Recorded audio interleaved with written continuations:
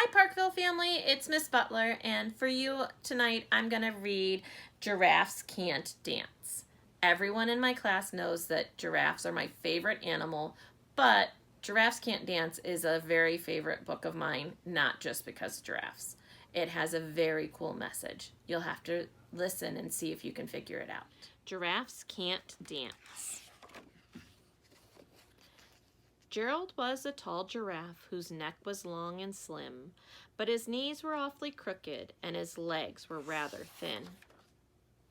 He was very good at standing still and munching shoots off trees, but when he tried to run around, he buckled at the knees.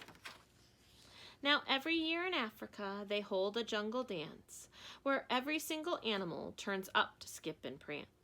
And this year when that day arrived, poor Gerald felt so sad, because when it came to dancing, he was really very bad. Warthogs started waltzing, and the rhinos rock and rolled. The lions danced a tango that was elegant and bold. The chimps all did a cha-cha with a very Latin feel, and 8 baboons then teamed up for a splendid Scottish reel. Gerald swallowed bravely as he walked toward the floor, but the lions saw him coming, and they soon began to roar. "Hey, look at clumsy Gerald," the animals all sneered. "Giraffes can't dance, you silly fool. Oh, Gerald, you're so weird." Gerald simply froze up. He was rooted to the spot. "They're right," he thought. "I'm useless. Oh, I feel like such a clot." So he crept off the dance floor and started walking home. He had never felt so sad before, so sad and so alone. Then he found a little clearing and looked up at the sky. "The moon can be so beautiful," he whispered with a sigh. "Excuse me," coughed a cricket who'd seen Gerald earlier on, "but sometimes when you're different, you just need a different song." Listen to the swaying grass and listen to the trees. To me, the sweetest music is those branches in the breeze. So imagine that the lovely moon is playing just for you.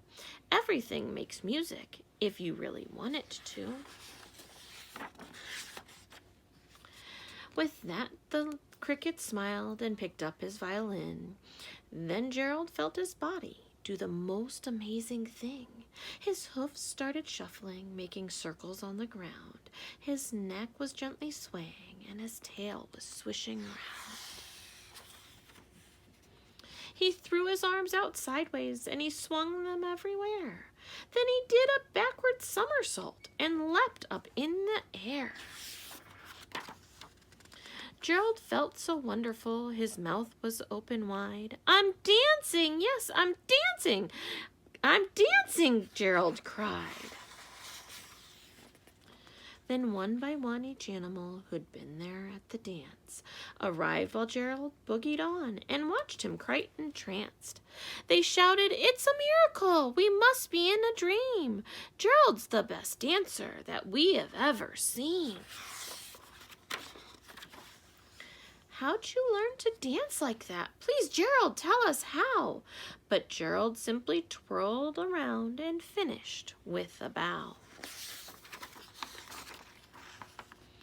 Then he raised his head up and looked up at the moon and stars above. "We all can dance," he said, "when we find the music that we love." So what did you guys think? I hope you really loved the book too. I hope you also noticed the message at the end of the book where it was telling us how we can all do anything with the music that we love. They said dancing specifically, but it really is that when you find something you love, you can find a way to do it. So I also have some other questions for you.